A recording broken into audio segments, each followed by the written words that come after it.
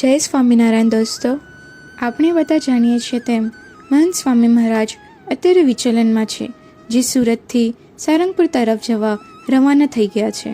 સારંગપુર મંદિરમાં મહંત સ્વામી મહારાજનું કેવું ભવ્ય સ્વાગત થયું તે આજે આપણા વિડીયોમાં જોઈશું. સારંગપુરમાં બાળ બાલિકાઓએ અલગ અલગ પ્રકારના થર્મલ બનાવ્યા છે, તે પણ આ વિડીયોમાં આપણે નિહાળીશું.